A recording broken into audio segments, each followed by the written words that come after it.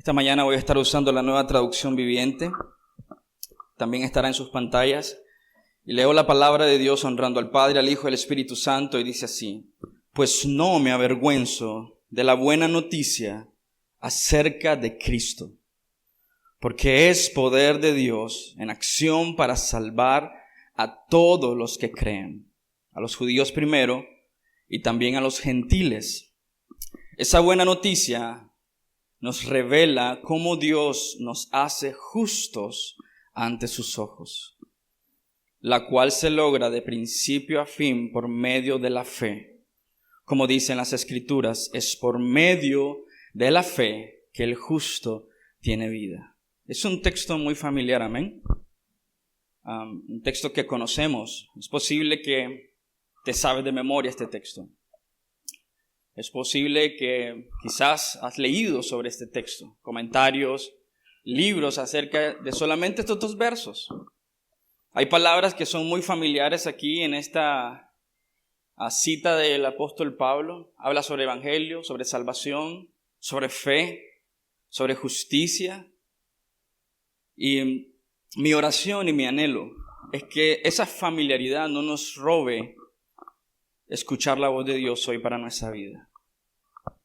Que esa familiaridad no nos prive de humillarnos ante este texto. Son grandes verdades.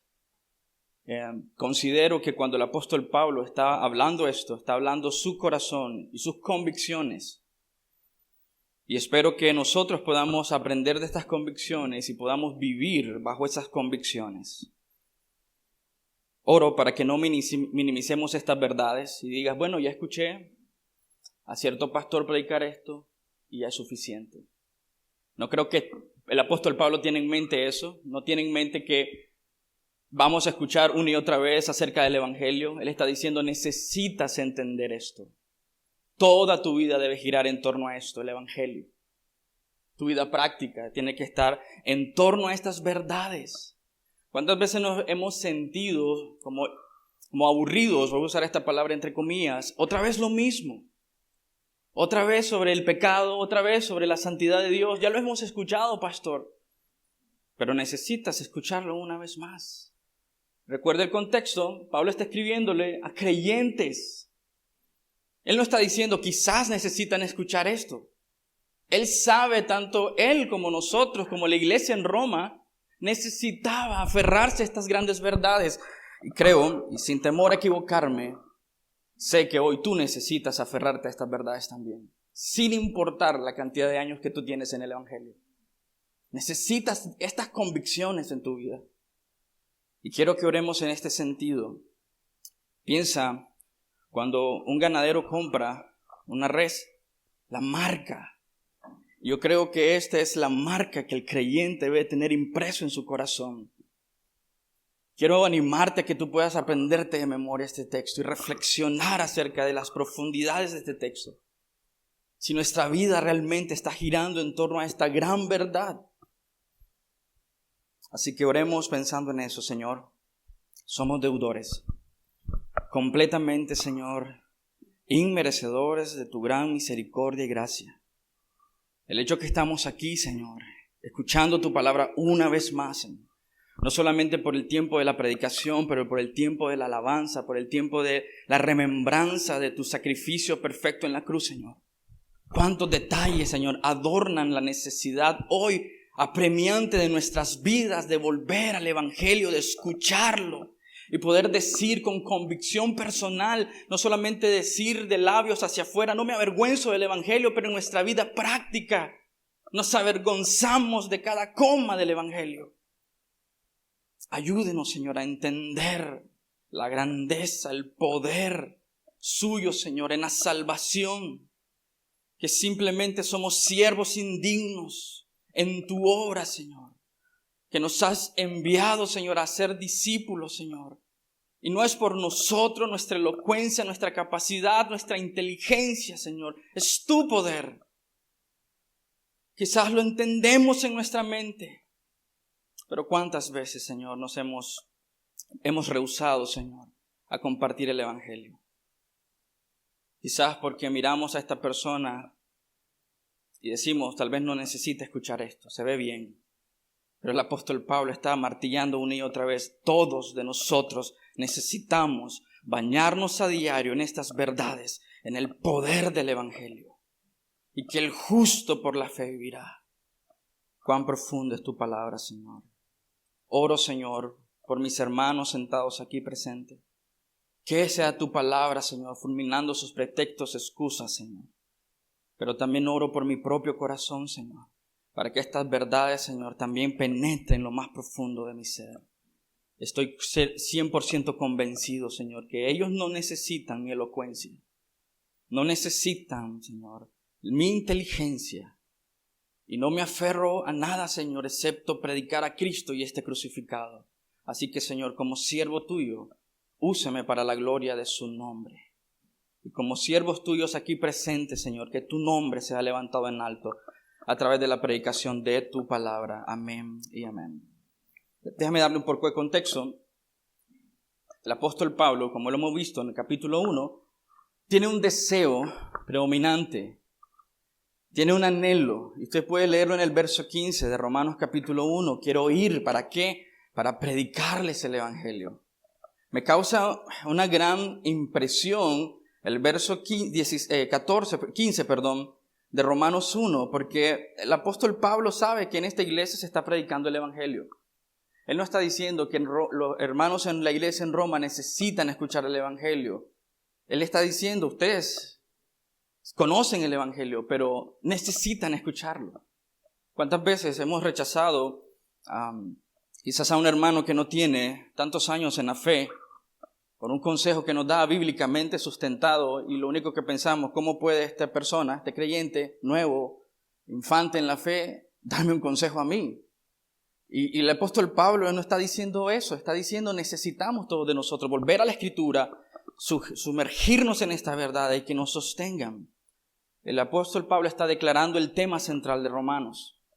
Este es el pilar teológico del libro de Romanos. Vamos a volver a este texto una y otra vez para entender en su contexto qué está diciendo Pablo para nosotros y qué significa eso en nuestra vida práctica. Esta es la tesis central de este libro. Y si lees con cuidado, en el verso 15 leerás que dice, estoy ansioso, deseoso, mi único anhelo, propósito es predicarles el Evangelio. Recuerda esto, ¿dónde está la iglesia? En Roma. ¿La capital de qué? ¿De un imperio qué? Pagano. Y su preocupación no es, ¿qué necesitan estos creyentes en un imperio pagano? El Evangelio. Lo mismo que tú necesitas hoy aquí. En una ciudad, en un país que desprecia, que usa la terminología cristiana, pero desprecia el Evangelio. ¿Qué necesitamos hacer? Pensemos por un momento, ¿qué necesitamos para que las personas nos escuchen? Y aquí es donde viene la mentira, tras nuestros temores y inseguridades. Que necesitamos renovar el Evangelio para que las personas se escuchen y no se ofendan de que son pecadores. Que no se ofendan de que han ofendido a un Dios, que no se ofendan porque reconozcan o les digamos que han ofendido con toda su vida a un Dios que es santo. Cuando estamos involucrados en conversaciones con personas que no son creyentes, nos preguntan, ¿qué opinas de esto? El matrimonio homosexual, el aborto y un montón de otras cosas. Solemos decir, yo pienso. Pero déjame sugerirte algo, iglesia, hermano. Cuando tú no te avergüenzas del Evangelio, sí, por supuesto, tú puedes pensar. Pero tú debes decir, la Escritura dice. Esto es lo que la Escritura dice. No es lo que yo pienso. Ahora lo pienso porque se ha vuelto mi convicción, pero la Escritura dice esto. No tengas temor de decir al pecador, has ofendido a un Dios santo. Pero ten la paciencia, el carácter y la convicción de decirle, tú necesitas arrepentirte de tus pecados. No es tu capacidad moral lo que va a salvarte. El apóstol Pablo está diciéndonos eso. Cuando el apóstol Pablo escribe esta carta a los romanos, le escribe en un contexto de cultura, de honor y vergüenza. Quizás voy a explicar esto en los próximos textos. Pero una cultura de Oriente, como lo era el tiempo en el que Jesús existió y el tiempo en el que el apóstol Pablo le escribe a la iglesia en Roma, pensaban las cosas en esta categoría, honor o vergüenza.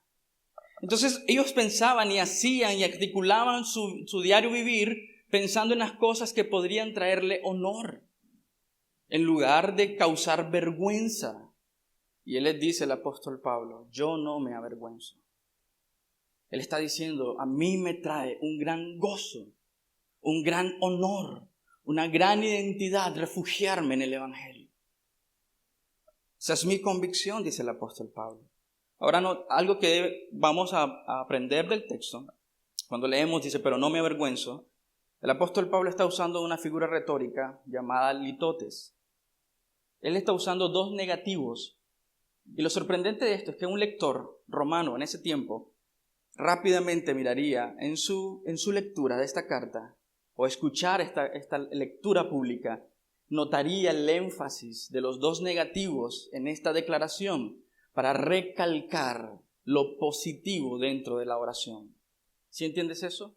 Es que cuando nosotros decimos, él no es un tan mal, lo que sea, jugador de baloncesto, un tan mal predicador, la idea aquí, no lo pienses como nuestra cultura, porque nosotros, él no es tan malo para decir si es malísimo, pero en su cultura el doble negativo era para enfatizar ese poder en el Evangelio. Él está diciendo, ¿sabes qué, iglesia? Necesitas concentrarte en estas verdades. El Evangelio es poderoso. Y él lo dice, no me avergüenzo del Evangelio porque es poder de Dios. Noten el énfasis del apóstol Pablo en decirnos, es el poder de Dios. ¿Qué cosa es el poder de Dios? El Evangelio es el poder de Dios. Quiero sugerirte algo. La carta no lo menciona, pero quiero que impliquemos esto como receptores de esta carta. De que el apóstol Pablo hace este énfasis para que no olvidemos la importancia del Evangelio. El apóstol Pablo hace esta énfasis para que lo apliquemos a nuestra vida. ¿Es nuestra vida sometida al Evangelio de Jesucristo? ¿Es nuestra vida práctica sometida a las verdades del Evangelio? El apóstol Pablo quiere que nosotros examinemos nuestros corazones a la luz de esta verdad. Pero déjame hacer otra declaración. Podría ser que una iglesia sumergida en el paganismo estuviera luchando con vergüenza. Sobre todo en una cultura de honor y vergüenza. Y sobre todo en una ciudad donde todo era paganismo. Y quiero correr el riesgo de asumir esto también hoy. Quizás tú estás luchando con vergüenza por el Evangelio. Déjame darte un par de ejemplos sobre esto. ¿Cómo luchamos nosotros con el Evangelio? Bueno, esposos, ¿por qué les cuesta tanto discipular a sus esposas? Tú tienes vergüenza del Evangelio. Padres, ¿por qué nos cuesta tanto hacer devocionales con nuestros hijos? Tú tienes vergüenza del Evangelio. ¿Por qué en nuestro vecindario la gente no sabe que somos creyentes? Que tú tienes vergüenza del Evangelio. ¿Por qué en tu trabajo la gente se sorprende cuando sabes que vas a una iglesia? Tú tienes vergüenza del Evangelio. Ahora te pregunto, ¿cuántas veces tienes temor de compartir tus convicciones en Cristo? Tienes vergüenza del Evangelio. Quizás nos avergonzamos de diferentes maneras, pero todos luchamos con vergüenza. Todos luchamos con decir que somos cristianos. Y tenemos esa quizás mala idea de querer corregir a la gente. Somos cristianos, pero no somos cristianos como aquellos, porque esos nos dan vergüenza. Tendemos a enfatizar nuestro conocimiento, nuestra superioridad doctrinal, porque tenemos miedo de que nos asocien con otros cristianos que tienen prácticas no bíblicas quizás. Pero nuestra tendencia no es dejar en alto la verdad, es dejar mi honor como hombre en la verdad. En alto, perdón. Ese trata sobre mí. En las burlas que hace la gente sobre el cristianismo, tendemos a decir, bueno, sí, es cierto todo eso que dices del cristianismo, pero yo soy distinto, yo soy bíblico. ¿Te avergüenzas del Evangelio? De alguna u otra manera estás luchando porque lo único que quieres es defenderte y salir bien parado de una conversación. Por eso nos cuesta muchas veces decir lo que nosotros creemos en base a la Escritura públicamente. Porque estamos pensando, ¿qué va a pensar esa persona sobre mí? ¿A cuántos de ustedes le ha costado predicarle a su jefe? Porque ustedes están pensando en que si no le caigo bien a mi jefe me va a despedir. Te has avergonzado del evangelio. Quien te dio el trabajo no fue tu jefe. Quien te sostiene en el trabajo ni siquiera eres tú. Es Dios. Y te puso en ese lugar para predicar el evangelio. Y solamente pensamos, si yo le comparto a mi jefe que no estoy de acuerdo con lo que está haciendo, va a correr. Pero recuerda el contexto, están en una ciudad pagana. Déjame hacerte un par de preguntas que quiero que medites en tu corazón mientras avanzamos en este texto. ¿Te has avergonzado del evangelio? Todos debemos ser sinceros y confesar que sí. Eso me incluye a mí. ¿Has sentido temor de predicar a Cristo? Confieso eso, amén. Yo lo he pasado. ¿Has tenido miedo de compartir a otros de tu fe por miedo de lo que ellos van a pensar de ti? Solemos pensar en eso. ¿Cuál es la imagen que ellos tendrán de mí ahora? Debemos ser honestos también. Evangelizar y predicar en un mundo hostil es difícil y complicado. Pero esa dificultad se hace aún mayor cuando no entendemos qué es el evangelio. Cuando no reconocemos que el evangelio es poder de Dios, que no está en tu capacidad, no está en tu oratoria, no está en tu inteligencia, está en el poder de Dios, en predicar ese evangelio. Muchas veces simplemente no lo hacemos porque tenemos otras prioridades. Y eso es un tipo de vergüenza. No me enfoco en esto, eso no es más importante para mí hoy, porque no es importante. Simplemente lo despliego al final de mi lista de cosas por hacer. Eso es un tipo de tener vergüenza sobre eso. No queremos incomodar a la gente y el miedo detrás de la vergüenza es simplemente miedo al rechazo. ¿Y por qué sientes rechazo, iglesia? Cuando la Escritura dice no hay condenación para los que están en Cristo Jesús. Tu mirada es terrenal y horizontal en lugar de ver vertical. ¿Quién es Dios? ¿Y qué es el evangelio? Todos nosotros luchamos con vergüenza al compartir el evangelio, con tentaciones en nuestros corazones de preferir quedarme callado para no incomodar a nadie. Déjame darte otro ejemplo cuando estamos más preocupados por nosotros mismos que su reino, y es un tipo de vergüenza. Cuando tú estás solamente enfocado en tu carrera profesional, en tu carrera académica, en lugar de que crezca el reino de Dios. ¿Sabes que Dios te ha dado tantas oportunidades a ti? Mira, tú conoces tanta gente que yo no conozco y estás en tantos lugares en los que yo no puedo estar, con el fin de que tú puedas usar esa posición para declarar que Jesucristo es el Señor. Pienso que la vergüenza es una de las herramientas que Satanás va a usar para detenerte, porque produce inseguridad y temor, ¿no? El miedo a lo que los demás piensen. Si tú lees Romanos capítulo 2, al final del texto dice, capítulo 2, versículo 29, la parte B, dice, la verdadera circuncisión no existe meramente en obedecer la letra de la ley, sino que es un cambio en el corazón, producido por el Espíritu de Dios, y una persona con un corazón, dice, que transformado, busca ¿qué cosa? La aprobación de Dios y no de los hombres. Hay muchas cosas que pueden producirnos vergüenza.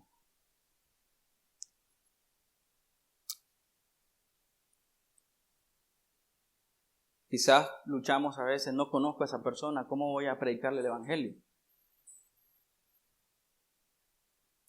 Y cuando tenemos esa tentación de vergüenza en nuestros corazones, ese miedo de compartir el evangelio, nos veremos tentados a diluir el evangelio para que sea un poco más audible, más perceptible, más aceptable, más digerible, más potable para la gente que nos escucha.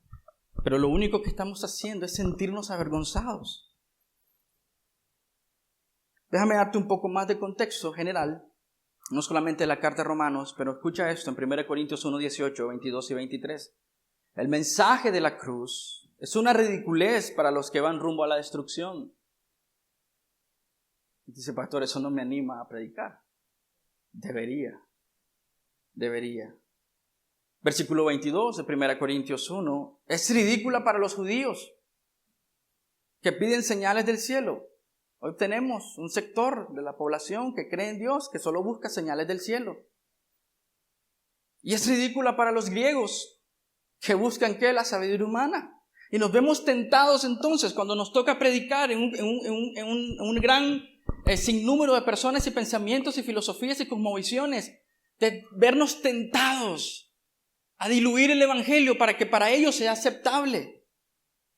Entonces tratamos de volvernos más académicos para ese sector de gente que busca la sabiduría humana. O tratamos de volvernos más sensibles a las cosas animosas para aquellos que solo buscan señales. Y eso es una perversión, porque al final es una vergüenza de predicar de que Cristo murió por los pecadores. Y tú eres un pecador igual que yo. Merecías el castigo eterno, la ira desplegada sobre tu vida. No queremos decirle a la gente, porque ahora es políticamente incorrecto decirle a alguien que es un pecador.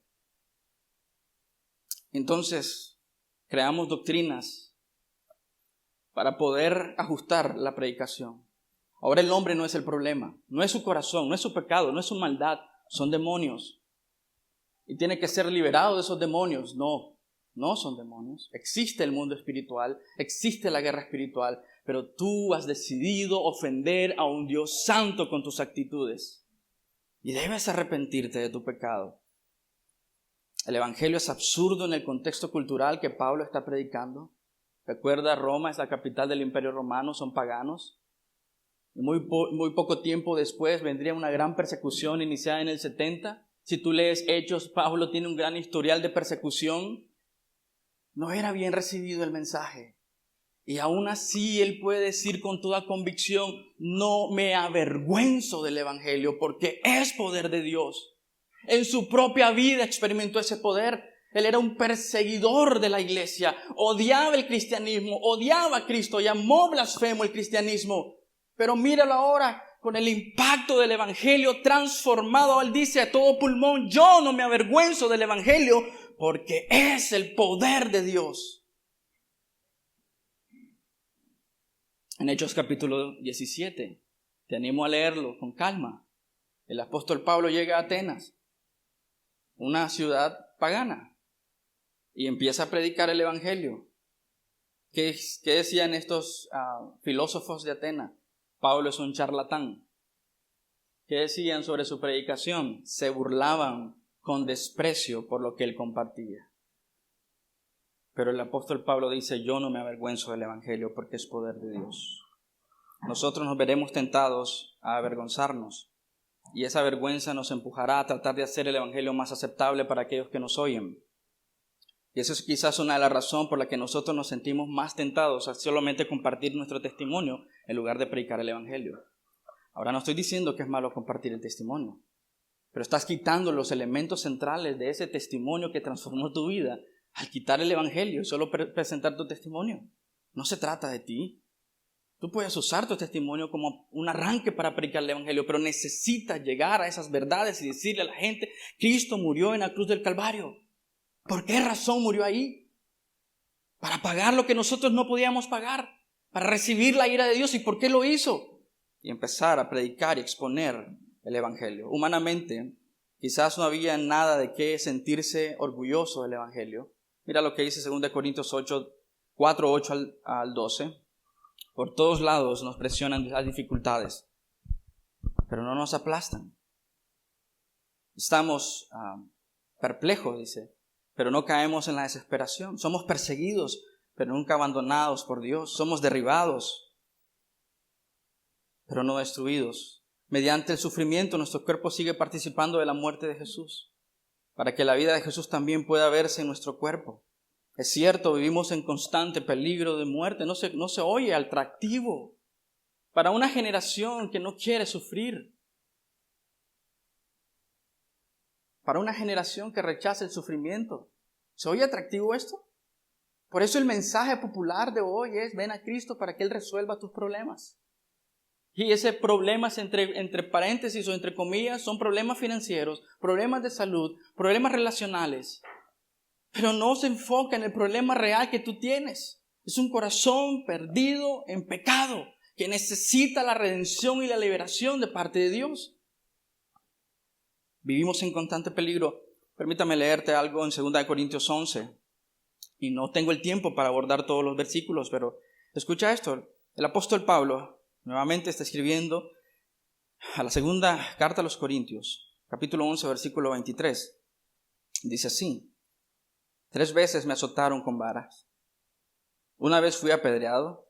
3 veces sufrí naufragios. Una vez pasé toda una noche y un día en la deriva en el mar. He estado en muchos viajes muy largos. Enfrenté peligros de ríos, de ladrones. Enfrenté peligros de todas partes, de mi propio pueblo, los judíos y también de los gentiles. Enfrenté peligros en ciudades, en desiertos, en mares. Enfrenté peligros de hombres que afirman ser creyentes, pero no lo son. He trabajado con esfuerzo por largas horas y soporté muchas noches sin dormir. He tenido hambre y sed y a menudo me he quedado sin nada. Te pregunto, ¿qué pensarían los pastores famosos de este tiempo, los predicadores de la prosperidad, sobre el apóstol Pablo, cuando él viene con este currículum sobre su ministerio? Mira, hermano, este es mi currículum del ministerio. He sido azotado, he sido rechazado, he salido huyendo de las ciudades, me han apedreado, casi muero. Pensé que iba a morir en una ciudad, pero Dios me sostuvo. Es un fracaso este hombre. ¿Sí o no? Es un fracaso.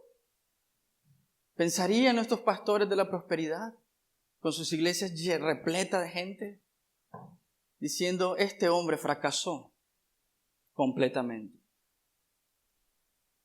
Pero ¿por qué esa tendencia de pensar así?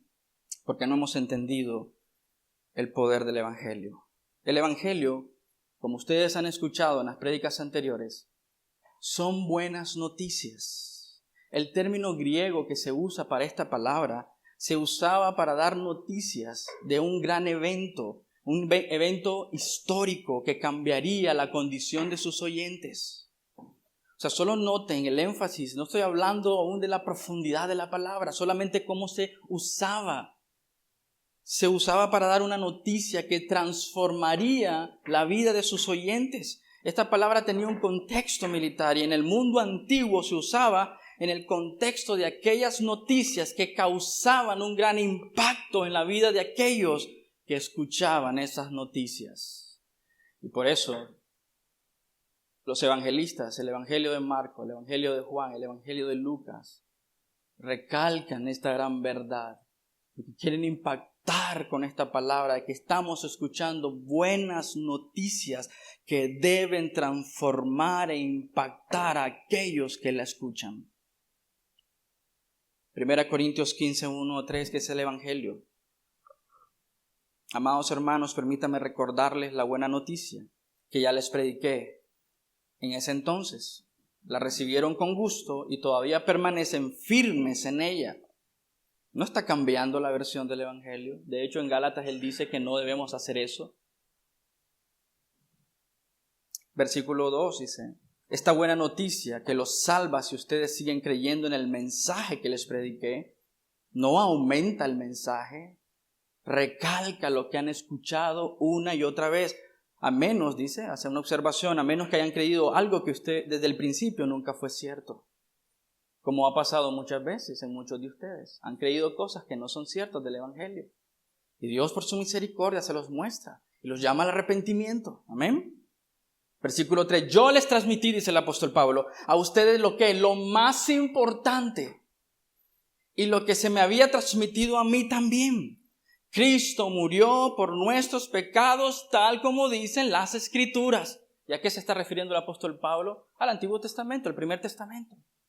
Esta idea de salvación por gracia no es una idea nuevo testamentaria. Es Antiguo Testamento y Nuevo Testamento.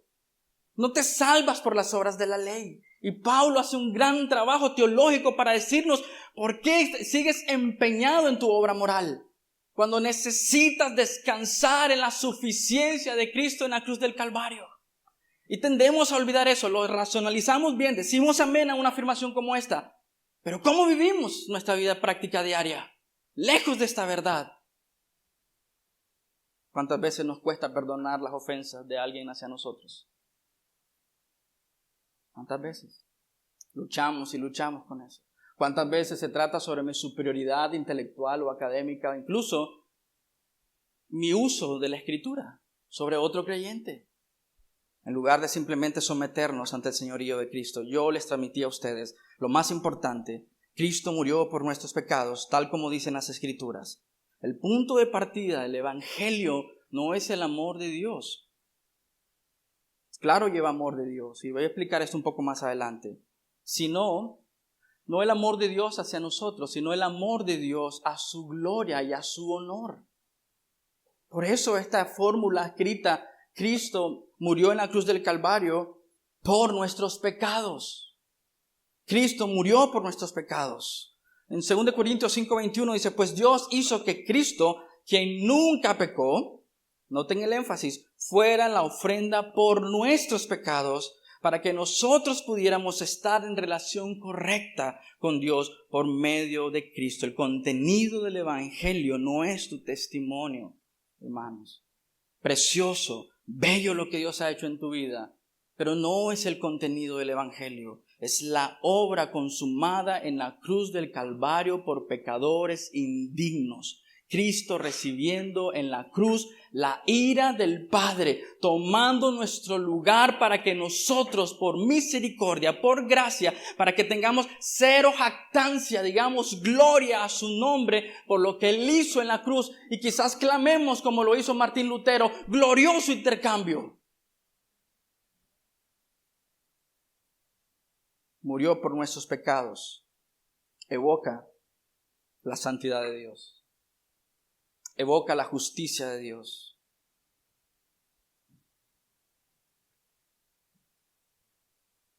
Evoca la ira de Dios. ¿Por qué el apóstol Pablo no se siente avergonzado del Evangelio?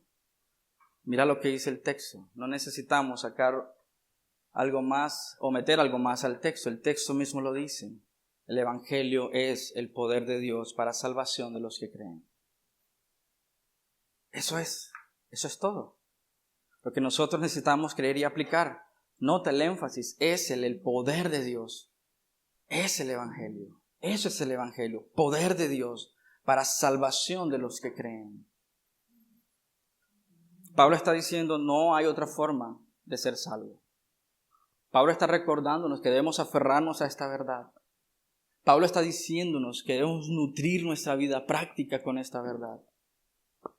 Pablo está diciendo: no hay otra forma de que el hombre pueda ser salvo sino por medio y a través de Jesucristo y su obra en la cruz del Calvario. El Evangelio es el poder de Dios.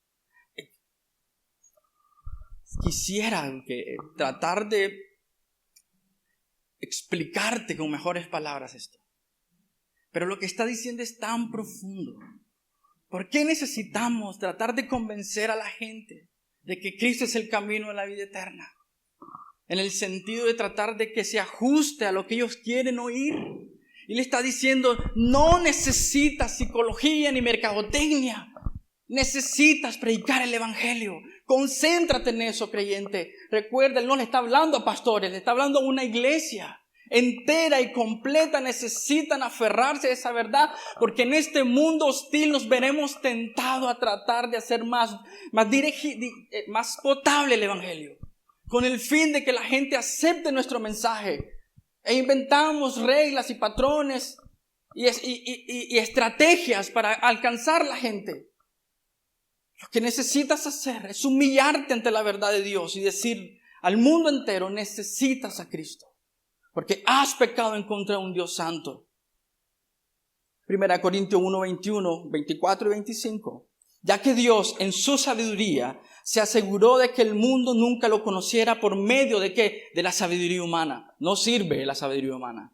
En cuanto a la salvación, no sirve, no funciona. Cualquier estrategia que estemos usando para predicar el Evangelio, que se base en nuestra inteligencia, que se base en estadísticas, que se base en nuestra elocuencia, está mal. Porque lo que necesitas es basarte en el Evangelio. Ya que Dios en su sabiduría se aseguró de que el mundo nunca lo conociera por medio de sabiduría humana, usó, ¿qué dice? La predicación ridícula, dice el apóstol Pablo, para salvar a los que creen. Versículo 24 de 1 Corintios 1. Sin embargo, para los que Dios llamó a la salvación, tanto judíos como gentiles, Cristo es el poder de Dios. Ahora simplemente usemos un intercambio de palabras. Dice el apóstol Pablo, yo no me avergüenzo del evangelio porque es poder de Dios. Y el apóstol Pablo ratifica que Cristo es el poder de Dios. Está enfocado en su obra, en su persona, en quién es Él, no en nosotros. Cristo es el poder de Dios y la sabiduría de Dios. Versículo 25, 1 Corintios 1. Ese plan ridículo, absurdo. De hecho, la palabra es un poco más fuerte. De Dios es más sabio que el más sabio de los planes humanos. ¿Por qué, iglesia? Vamos a empeñar en hacer algo humano cuando podemos simplemente depender completa y totalmente en poder divino predicando el evangelio. ¿Sabes por qué esa tentación? Por el orgullo de nuestros corazones. No queremos vernos involucrados en algo en lo que nosotros no tomamos predominancia. Por eso mira los ministerios en Nicaragua con el título de su pastor, iglesia tal, por el pastor tal, porque qué triste, ¿no? Que hemos reducido el cristianismo a las habilidades de ese hombre. Gran jornada de milagros y sanación con el profeta, apóstol y todos los apelativos que pueden existir y el hombre ahí. No se trata de Cristo, no se trata de su gloria, se trata de ese hombre y su habilidad. Absurdo. Es absurdo. ¿Por qué estamos tentados a querer cosas que sean atractivas para la gente? Precisamente por eso. Nos da vergüenza el evangelio.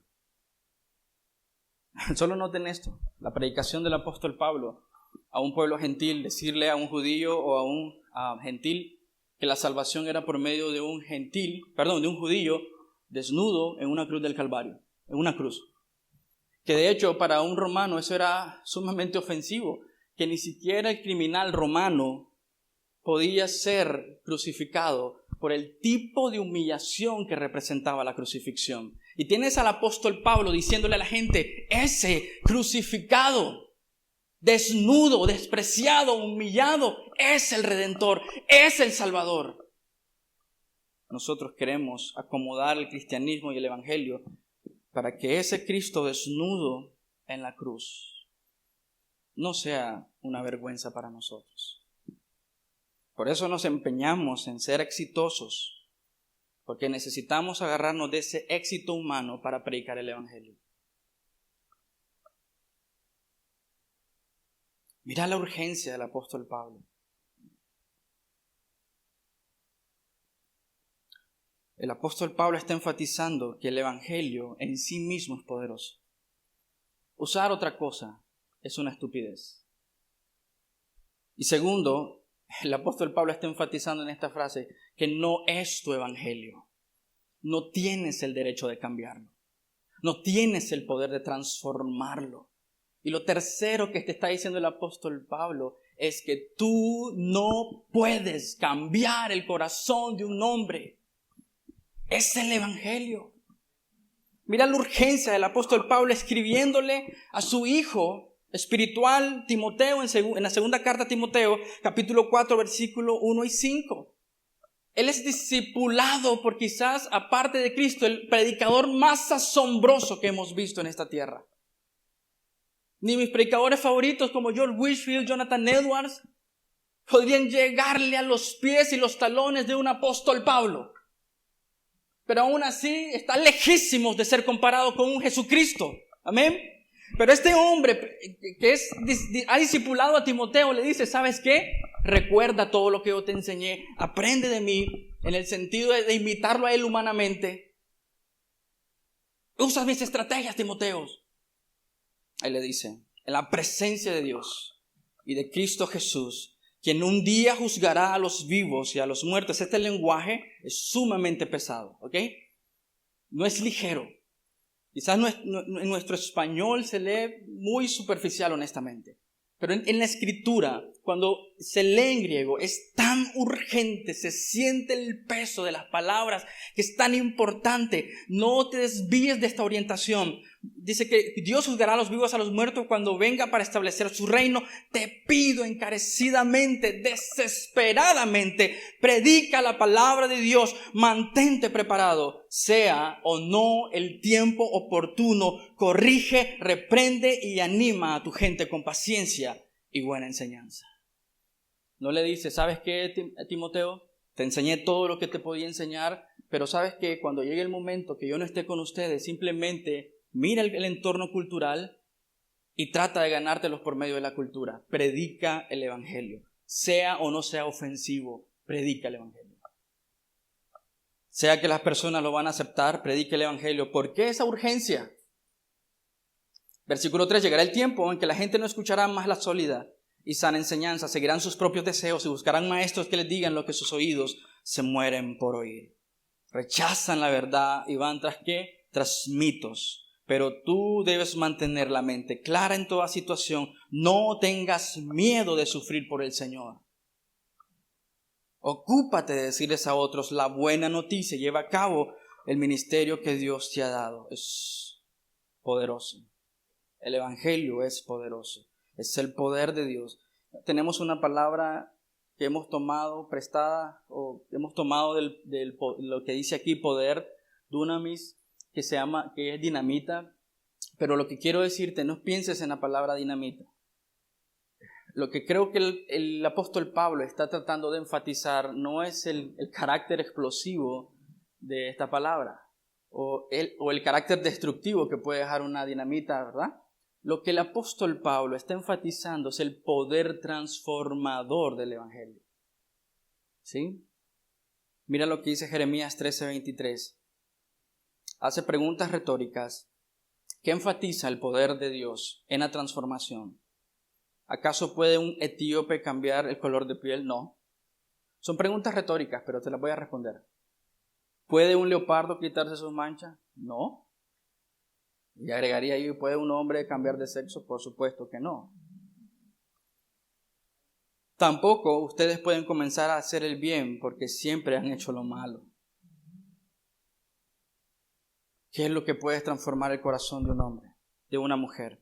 Solo el poder de Dios puede quitar las cadenas en la vida de un hombre que está completamente muerto espiritual. De la ceguera espiritual de un hombre, solo el evangelio puede. Y es mi anhelo y mi pasión que mientras estemos aquí en esta iglesia o en otro lugar, se predique solo el evangelio. Por eso es nuestro lema de este año, predicar a Cristo y este crucificado. No es un tema antiguo, no es un tema viejo. No necesitamos modernizarlo para que ustedes se sientan más cómodos. No es mi trabajo hacerlos sentir cómodos. Mi trabajo es predicar la verdad. Y por amor a Dios primero, pero también por amor a la iglesia, que no es mi iglesia, es la iglesia de Cristo. Pero también por ti, que tal vez no has creído en Cristo como tu Señor y Salvador, por amor te digo, tú has pecado en contra de un Dios santo. Y Él vendrá a juzgarte. Poder para transformar. No existe otro mensaje. Ni las mantas que pongas en la ciudad, dándosela a un saltal, no sé qué, o que camines 5 kilómetros de rodillas, quemándote las manos con una vela en la mano, no funciona. Que tu abuelita es creyente y que tú vas a la iglesia acompañándola a ella, tu abuelita quizás es la creyente, tú no. Que en tu casa hay una Biblia abierta con el Salmo 91, qué bien, pero eso no te hace cristiano. No existe otro mensaje con el poder de cambiar vidas. El hombre no necesita terapia, o filosofías, o mantras, ni ningún artilugio psicológico. El hombre necesita el evangelio. Póngale punto ahí, se acabó la conversación. El evangelio. Ahora te pregunto, hermano, predica en tu casa a tus hijos. Si estás de acuerdo con la afirmación del apóstol Pablo, con la mía, al decirlo que necesitamos solo el evangelio, ¿por qué no predicas en tu casa? O en tu trabajo, con tus amigos, a tus hijos, a tu esposa. Predícales el evangelio. Pablo está diciéndonos que no tienes la habilidad para salvar a alguien. No la tienes, hermano. Es poder divino que transforma el corazón.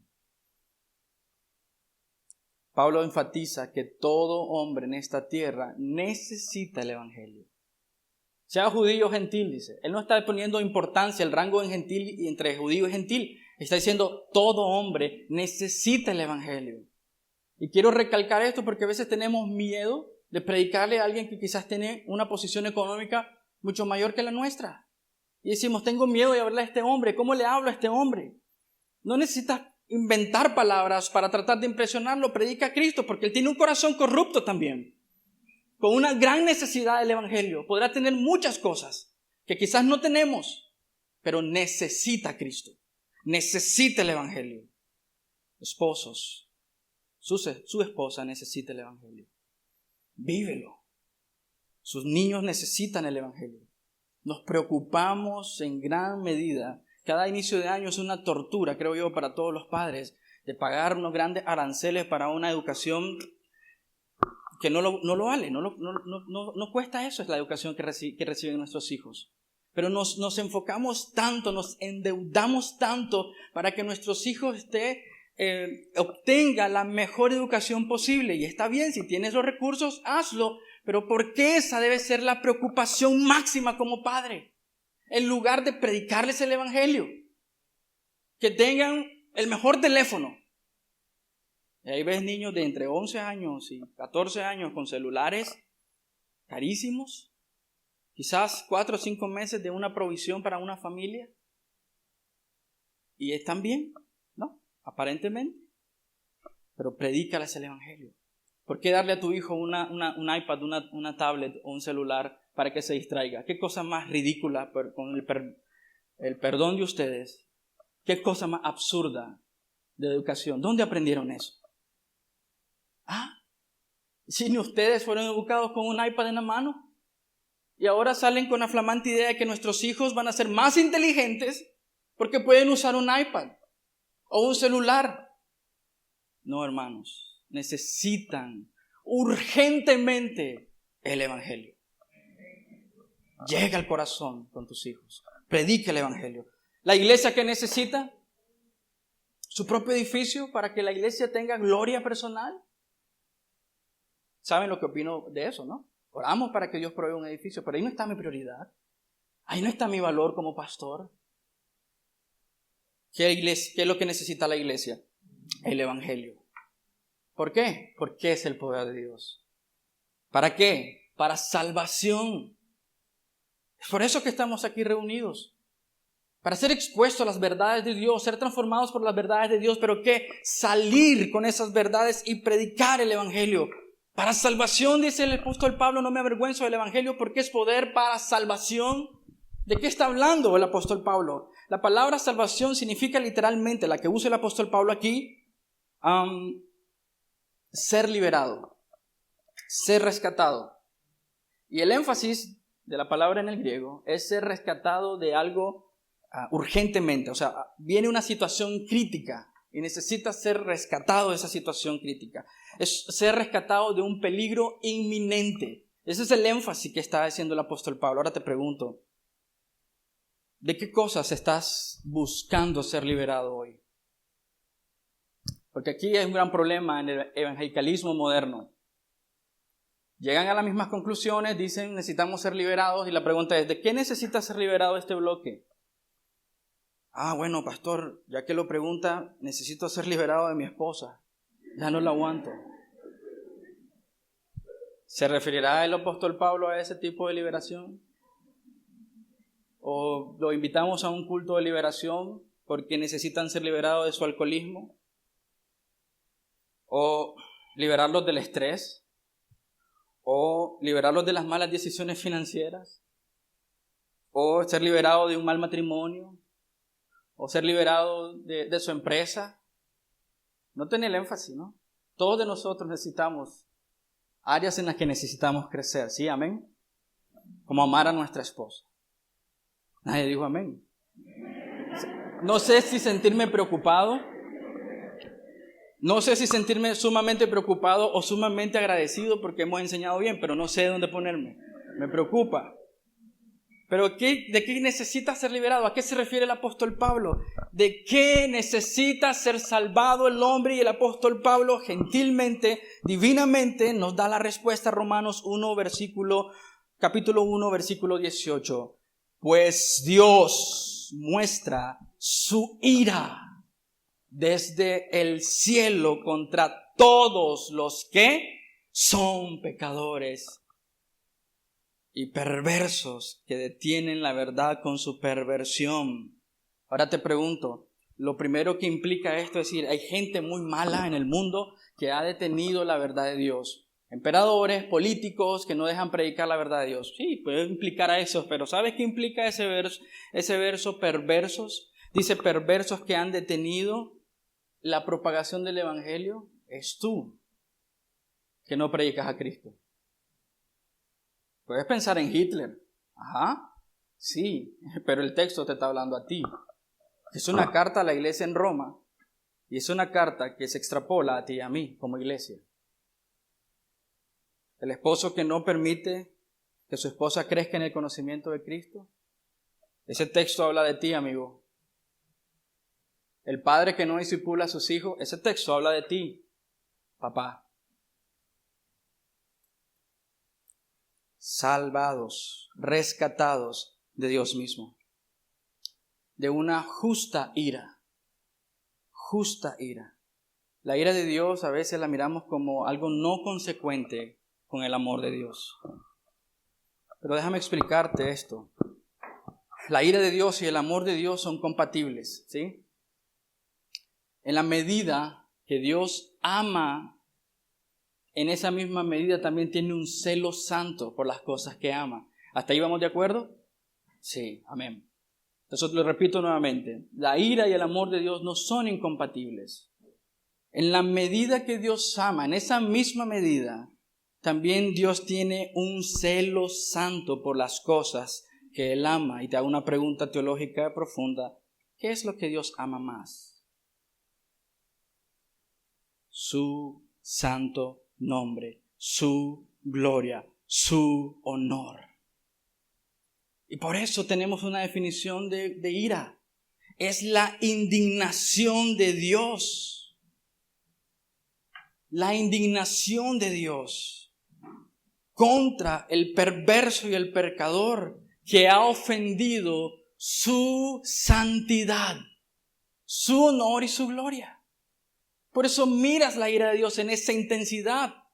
Pero tendemos a decir, no puede ser un Dios con esa ira. Claro que puede, porque con esa misma forma que ama, Él tiene un celo justo y santo por su nombre. Míralo fácilmente. ¿Cuántos de ustedes han estado indignados por lo que está pasando en Europa, entre Ucrania y Rusia? Solo levanten la mano. ¿Cuántos de ustedes se encuentran indignados por lo que está pasando?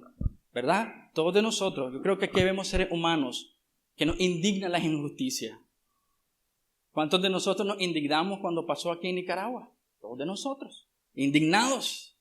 Pero ¿no piensas que eso es como inconsecuente cuando lo aplicas a Dios? Déjame te lo explico de la mejor manera que puedo. Un esposo como yo, que ama a su esposa. Soy imperfecto, humano, pecador. Pero amo a mi esposa. Y miro que alguien quiere dañar a mis hijos y a mi esposa. ¿Cómo voy a responder yo? En la misma medida que yo amo a mi esposa y mis hijos, voy a tratar de protegerlos, porque los amo. Entonces, en la misma medida que Dios mira su amor por su nombre, su santidad, su carácter, su persona, responde en la misma medida con su ira justa y santa. La indignación de este hombre como esposo y como padre se ve en mi respuesta porque les amo a mis hijos y a mi esposa. Entonces, todo el mundo diría, eso fue algo justificado, ¿no? Está respondiendo acorde a la ofensa que están haciendo a su esposa y a sus hijos. Pero ¿por qué no elevas eso a la máxima potencia que es Dios y su santidad? Dios responde justamente con su ira, porque le hemos ofendido su nombre. ¿Lo entiendes?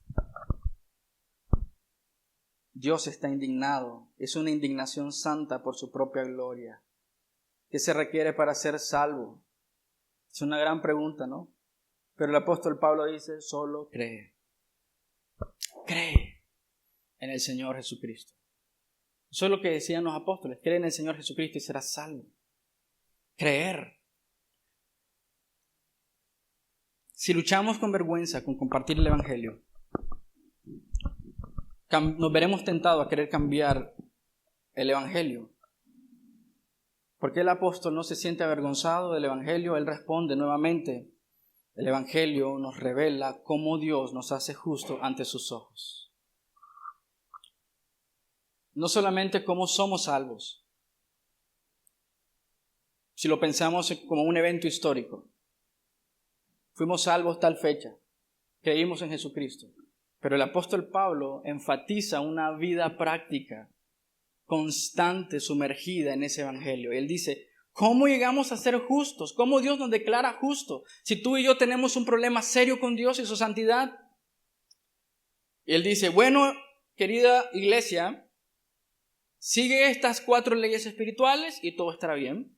O sigue estas políticas o sigue estas reglas humanas para que todo esté bien contigo. Él dice, nos aparta a un lado, a todos de nosotros, dice, háganse a un lado, les voy a explicar cómo puedes ser salvo. Necesitas creer en Jesucristo y eres justificado por medio de la fe. Y la Reina Valera creo que lo dice, y para la fe. Es por fe que inicia. Y aún en este momento sigue siendo por fe. Por eso la Nueva Traducción Viviente quizás traduce este texto de esa manera. Esa buena noticia nos revela cómo Dios nos hace justos ante sus ojos, lo cual se logra, dice, de principio a fin. Me parece una excelente traducción. Por fe y para la fe, de principio a fin, nos salvamos, no por nuestros méritos, para que nos andemos jactando del cuán maravilloso e inteligentes somos. De hecho, 1 Corintios dice, ustedes son los menospreciados de este mundo, eran los menos inteligentes. No queremos leer esos textos. Los despreciados de este mundo, los menos inteligentes. ¿Por qué? Porque fuimos rescatados de Dios mismo por Dios mismo. El Evangelio nos revela cómo Dios nos hace justo ante sus ojos. Cuando entiendes esto profundamente en tu corazón, ¿creerás que es difícil perdonar a alguien que te ha ofendido? ¿Pensarás necesario corregir cuando alguien dice algo equivocado de ti? ¿O defenderte para que tu nombre quede bien puesto? Necesitas entender que el Evangelio nos revela cómo Dios nos hace justo ante sus ojos. Nuestra debilidad natural es querer buscar la aprobación de Dios e inventamos todo lo que podemos para hacerlo. ¿Sí? Desde Génesis, después de la caída, ¿qué hicimos? Buscamos ropas para presentarnos delante de Dios. Esa es nuestra manera de justificarnos a nosotros mismos. Mentimos sobre nosotros mismos. Fue la mujer que me diste. Acusamos a Dios sobre nuestro pecado. Nos vestimos con ropas de higuera. ¿Qué dice Dios? No aceptó la manera de nosotros. Mató animales, le quitó sus pieles y vistió al hombre para que este hombre pudiera acercarse a Dios. Romanos dice, la paga del pecado es muerte. Muerte espiritualmente, pero también está haciendo una gran obertura al sacrificio de Cristo Jesús en la cruz del Calvario. Solo necesitas repasar el sinnúmero de leyes ceremoniales en el Antiguo Testamento. Y todo ese pecado que tenía que caer sobre ese animalito. El Cordero Pascual. ¿Y qué pasa en Juan capítulo 1? Ve ahí, dice, el Cordero de Dios que quita el pecado del mundo. No es tu moralismo, no es tu legalismo, no es tu capacidad de hacer las cosas bien, como una lista de cosas por hacer para el cristianismo. No es eso lo que te salva. Es la suficiencia de Cristo en la cruz del Calvario. Y por eso le exaltamos y le adoramos. Porque murió en la cruz del Calvario sin pecado, sin mancha. Recibe la ira justa de Dios sobre sus hombros. Y nosotros recibimos ¿qué? Su justicia impuesta. La salvación no solo incluye el conocimiento del Dios Trino, el asentimiento de estas grandes verdades, pero la confianza en lo que Cristo ha hecho en la cruz del Calvario. Déjame decirte algo muy rápido. No sé en qué posición estás tú en esta doctrina, que la salvación se pierde. Pero solo exponiendo Romanos capítulo 1, 16 y 17, esta doctrina carece de fundamento. Porque el justo dice, por la fe, una fe que es dada a nosotros por la gracia y la misericordia de Dios. Descansa entonces, iglesia, en la provisión de Dios para nosotros. Una fe que nos ha sido dada como regalo, como Efesios lo enseña. Desde la fe hasta la fe. La salvación no es una carrera de relevos. No estás diciéndole a Dios, Dios, tú corres hasta aquí a la cruz y de la cruz para allá me toca a mí. Eso no dice la Escritura. Una salvación completa. Por eso el apóstol Pablo puede decir, no me avergüenzo de esa salvación. No me avergüenzo del Evangelio porque es poder de Dios. Y tantos textos que dicen, ¿quién de la mano de Dios puede arrebatarte? Ya no hay más condenación para los que están en Cristo Jesús, ni la muerte, ni la vida, ni lo alto, ni lo profundo, ni potestades. Nadie puede separarte del amor de Dios. Romanos 15, 16 y 17 está destilando esa verdad que nos sostiene. Porque luchamos con culpabilidad, como mencionaba ahora Pastor Jimmy. No hemos entendido el Evangelio.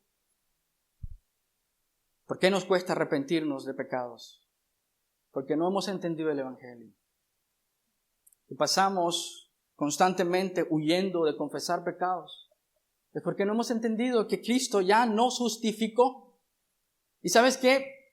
En el contexto de Romanos, el apóstol Pablo no está hablando del carácter de Dios, ni el carácter de Cristo, sino de que está hablando de una declaración impositiva sobre aquellos que creen en Cristo.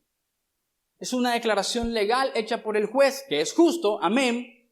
Pero es una declaración hecha por Él acerca de quién, de nosotros, que carecemos de toda justicia. ¿Y cómo viene esa justicia? Por el hecho de creer en aquel que nos ha dado esa justicia. Es como es como ganar una carrera, pero sin correrla.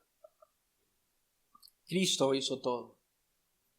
Por eso predicamos a Cristo y este crucificado. Por eso es el Evangelio. Cristo es el poder de Dios. Cuando tú y yo nos avergonzamos del Evangelio, nos avergonzamos de Cristo. Nos avergonzamos de Dios. Inicia con la fe, se sostiene con la fe, no tus obras. Y por eso Pablo hace un gran tratado teológico acerca de la justificación. Estás diciendo, pero pastor, bueno, yo soy medianamente bueno. Bueno, qué bueno porque cuando sigamos estudiando Romanos vas a entender que no. Porque la conclusión del apóstol Pablo en Romanos es decir, no hay justo, ni uno solo. No sé a quién creerle, si a ti o a Pablo. No hay justo. El énfasis que Pablo está haciendo es que estamos desnudos ante un Dios santo. Y cuando entiendes esa condición ante un Dios santo y ves la misericordia y la gracia de Dios por medio de la obra de Cristo Jesús, vas a decir, no me avergüenzo del Evangelio, porque me ha revelado la forma en cómo yo soy llamado hoy justo delante de Dios. Y no me puedo jactar de eso. No te puedes jactar de eso. Romanos 7, 27 y 28, ¿podemos entonces jactarnos de haber hecho algo para que Dios nos acepte? No, porque nuestra libertad de culpa y cargo no se basa en la obediencia a la ley, está basada en la fe, por fe y para fe. Así que somos hechos justos a los ojos de Dios por medio de la fe y no por la obediencia de la ley. Romanos 5:1. Por lo tanto, ya que fuimos hechos justos a los ojos de Dios por medio de la fe, tenemos que paz con Dios, gracias a lo que Jesucristo, más lo que tú puedes hacer, no dice eso. En base a lo que Jesucristo y solo Él hizo por nosotros en la cruz del Calvario. Los hombres no pueden ser justificados por su propia justicia.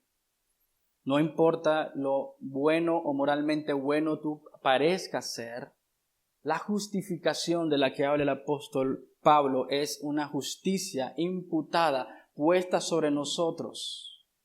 Y es la justicia de Cristo, el que murió sin pecado y sin mancha en la cruz del Calvario. Permíteme leerte un texto más, 1 Corintios 1, 26 al 31. Son muchos textos, pero escucha con atención. Recuerden, amados hermanos, que pocos de ustedes eran sabios a los ojos del mundo, o poderosos o ricos cuando Dios los llamó. En cambio, Dios eligió lo que el mundo considera ridículo para avergonzar a los que se creen sabios. Y escogió cosas que no tienen poder para avergonzar a los poderosos. ¿Por qué? Porque Él es el poderoso y su evangelio es el poderoso. Dios escogió lo despreciado por el mundo, lo que se considera como nada, y lo usó para convertir en nada lo que el mundo considera importante. Como resultado, nadie puede jamás, y qué lindo, lo enfático en el texto, nadie puede jamás jactarse en la presencia de Dios. Dios nunca va a preguntarte, dime qué hiciste para que yo te deje entrar al reino de los cielos. Es la justicia de Cristo. Es su justicia. Versículo 30. Dios lo ha unido a ustedes con Cristo Jesús. Dios hizo que Él fuera la sabiduría misma para nuestro beneficio. Cristo nos hizo justo ante Dios, nos hizo puros y santos y nos liberó del pecado. Por lo tanto, como dice en las Escrituras, si alguien quiere jactarse, que se jacte ¿de qué? Solamente del Señor, su suficiencia. Necesitamos el Evangelio. Y este no es un mensaje nuevo, lo acabamos de leer ahorita en 1 Corintios. Y sabes que el apóstol Pablo hace un énfasis en la carta a los romanos acerca de que no es un mensaje de él. Esa no es su interpretación de la ley. Esa no es su interpretación del Evangelio. Ese no es el Evangelio del apóstol Pablo, es el Evangelio de Dios. ¿Por qué lo que hace el apóstol Pablo? Citar a Habacuc y decir, porque el justo por la fe vivirá. Quizás déjame darte una ilustración más. Todos saben que es una hamaca, ¿verdad? Y el chiste de la hamaca es que está sostenida, ¿no? De 2 puntos. Y tú puedes acostarte en la hamaca tranquilamente porque está sostenida. De un punto A y un punto B. ¿Sí? ¿Todos me siguen? Sucede lo mismo en la vida cristiana. Por la fe, dice Pablo. Y para la fe. Tú no tomas esos 2 puntos y los estás sosteniendo con tu mano para poder descansar en la hamaca. Va a llegar un punto, quizás eres fuerte, pero va a llegar un punto que vas a cansarte y vas a soltar un lado y vas a caer al suelo. Pero cuando hacemos esto por fe y para la fe, estamos descansando confiadamente y totalmente, completamente en la suficiencia de Cristo. Ustedes están sentados ahí, pero sin embargo están cómodos, se ven cómodos. No están tratando de sostenerse con sus brazos para no caerse. Sucede lo mismo cuando confiamos en el Señor. Nos arrojamos a su grandeza y descansamos en su poder para todas las áreas de nuestra vida. Permíteme terminar con esto. Y yo espero que como hijos de Dios, como corresponde a todo el pueblo de Dios, entendamos que la salvación es el poder de Dios. La salvación es el poder de Dios. El Evangelio es el poder de Dios para salvación del que cree. Y que el hombre es completamente justificado por la fe, no por sus obras. Y entenderemos esto a medida que avancemos en Romanos, ¿sí? Porque vamos a llegar a un punto en preguntarnos, pero Santiago dice otra cosa. Pero entenderás esto en su momento. ¿Te avergüenzas del Evangelio? ¿Por qué razones has tenido la tentación de sentir vergüenza del Evangelio? ¿Evitas hablar o advertir de la ira de Dios porque eso no es una idea muy popular en nuestro tiempo? Evitas hablar del sacrificio de Cristo como el único camino para la salvación y el único remedio para el pecado, porque suena algo primitivo, antiguo. Intentas darle ese enfoque positivo al Evangelio que suene como un buen plan, ¿no? Estás tratando de decirle a la gente, mire, vive tu mejor vida ahora. Yo sé cómo tú puedes ser feliz. Ven a Cristo, Él va a resolver todos tus problemas. Hermanos, no te avergüences de predicar el Evangelio. Vive el Evangelio, predique el Evangelio, depende del Evangelio, descansa en el Evangelio. A menudo olvidamos cuánto poder tiene el Evangelio. Que nos vemos tentados a tratar de presentarlo de manera ostentosa, lujosa y brillante para que la gente se enamore de ese Evangelio. El que ha visto la gloria del Cristo crucificado no necesita eso. Solo predicar a Cristo y este crucificado. Deja el poder en las manos del que es poderoso para salvar.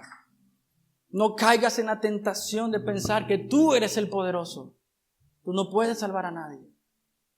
Predica el Evangelio e insiste en predicar el Evangelio, sea o no oportuno. Todo lo que debemos hacer es presentar el Evangelio y dejar todo en las manos de Dios. El Evangelio es un mensaje sobrenatural con poder sobrenatural. Descansa en ese poder. 1 Corintios capítulo 2 versículo 1 al 5, el último consejo del apóstol Pablo para nosotros esta mañana. Amados hermanos, la primera vez que los visité no me valí de palabras elevadas ni de sabiduría humana impresionante para contarles acerca del plan secreto de Dios. Nota que es el apóstol Pablo que está hablando. Un hombre sumamente educado. ¿Sí? Pues decidí que mientras estuviera con ustedes olvidaría todo excepto a Jesucristo, el que fue crucificado. Me acerqué a ustedes en debilidad, con timidez y temblor, el apóstol Pablo. Y mi mensaje y mi predicación fueron muy sencillos, una y otra vez al Evangelio, una y otra vez al Evangelio. En lugar de usar discursos ingeniosos y persuasivos, confié solamente en el poder del Espíritu Santo. Lo hice así para que ustedes no confiaran en la sabiduría humana, sino en el poder de Dios. Yo espero, hermanos, y es un deseo para mi propio corazón, mi propia vida, vivir lo que enseña este texto. No debemos confiar en nuestra capacidad humana y confiar completamente en el poder de Dios. Oremos. Señor, gracias por tu palabra, Señor. Gracias, Señor, porque qué precioso es meditar en estas verdades tan profundas, estas convicciones tan grandes del apóstol Pablo, verdades que deben sostenernos a nosotros día y noche. Que nosotros podamos decir, Señor, con toda convicción, yo no me avergüenzo del Evangelio, porque es poder de Dios. Aunque recibamos burla, rechazo, persecución, podamos decir con toda honestidad y sinceridad, no nos avergonzamos del Evangelio porque es poder de Dios para salvación del que cree. El Evangelio nos ha mostrado la manera en cómo somos justos ante los ojos de Dios. Entonces no tengo que preocuparme o afanarme por querer comprar el favor de Dios con moralismo o legalismo. Debería estar afanado, ansioso por vivir el Evangelio todos los días de mi vida, en mi hogar, como esposo, como padre, como amigo, como hermano, como creyente, como ciudadano. Ayúdenos, Señor.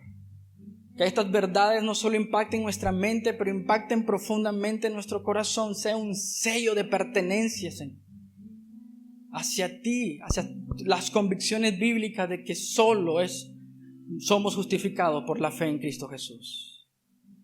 Que nosotros como creyentes viviremos en esa fe, pues el justo por la fe en Cristo y para Cristo vivirá. Gracias, Señor, por tu amor y tu misericordia. Amén y amén.